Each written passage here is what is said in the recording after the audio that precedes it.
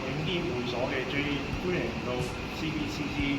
上次咧就教咗大家去拉盤啦，今日咧就教大家推平胸一前一後。咁事不宜遲，而家開始。咁我哋推胸啦，其實可以籠統啲嚟講，可以分3個動作嘅，就係推上胸啦、推平胸同推下胸嘅。咁我哋今日咧就會講推平胸啦。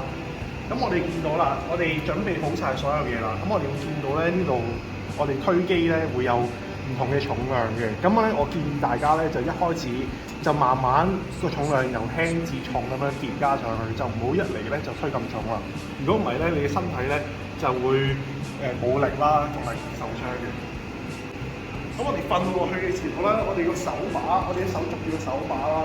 咁係成一直線，就係同我哋嘅乳頭係成一直線嘅。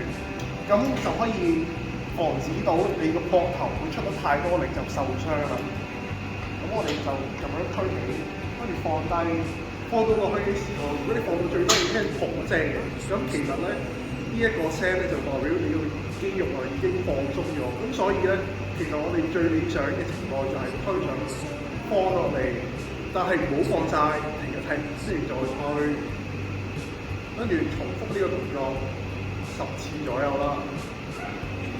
咁好啦，咁其實10次嚟講係點樣嘅10次咧？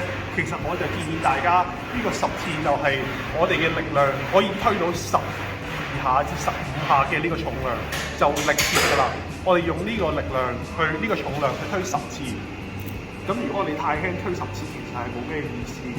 我哋另一樣嘢需要注意咧，就係我哋嘅手把咧，其實係放喺手掌嘅邊個位置咧？其實我哋唔可以放喺手掌嘅中心㗎，因為我哋可以設想一下啦。如果個重量好重嘅時候，我哋一壓落去個手掌咧，其實你呢個手腕嘅位置咧係會負擔好重嘅。咁所以我哋個手把咧，其實要壓喺手掌嘅呢兩嚿肉啦，跟住傳導落去個小臂，再推到落個胸嗰度嘅，咁樣你先會唔痛個手腕。咁另外咧，我哋瞓到落去嗰張 pan 嘅時候咧，我哋個身體咧其實係唔好有任何嘅即係含胸啦，即係駝背，亦都唔好去拱起拱貼。如果我哋應該係成個背脊係完全咁樣貼晒落去個 pan 嗰度。咁有啲人咧，佢哋推嘅時候咧，推下，佢哋會可能駝咗背，亦都係可能會拱起咗。咁其實係佢哋好自然就會做到嘅。點解會咁樣咧？其實就係因為佢哋個重量太過重啦。咁所以我哋唯一嘅解決方法咧，就係做輕啲。咁所以做運動都係嗰句啦，我哋就要量力而為嘅。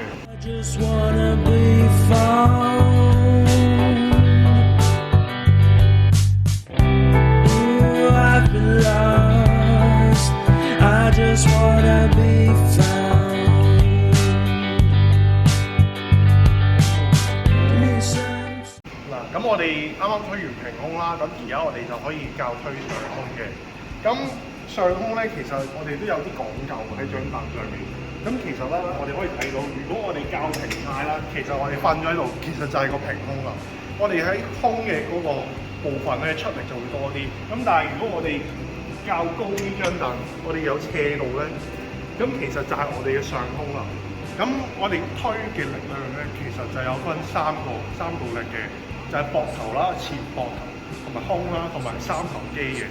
咁如果我哋張凳教得越高，咁我哋嘅膊頭出得越多，同埋膊頭就連住我哋附近嘅上胸位置。咁所以我哋張凳較高啲啦，其實就可以推到我哋嘅上胸嘅。推上胸有啲乜好處咧？咁其實就令到你呢個位置啊脹啲，同埋着衫會好睇啲，就唔會令到你呢度好扁。咁我哋啦，攞起個啞鈴，我哋放喺膝頭哥嘅位置，唔好放得太過上。如果唔係咧，我哋就起唔到嘅。我哋放喺膝頭哥嘅上少少呢個位置。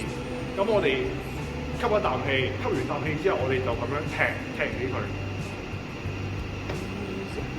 挨住落去嘅時候，我哋一樣啦，就會放喺呢個位置。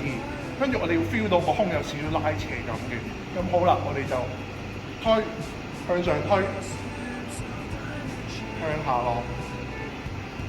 我哋一開始推嘅時候咧，就會發現個啞鈴咧就好歪嘅，就推唔係一個直線嘅。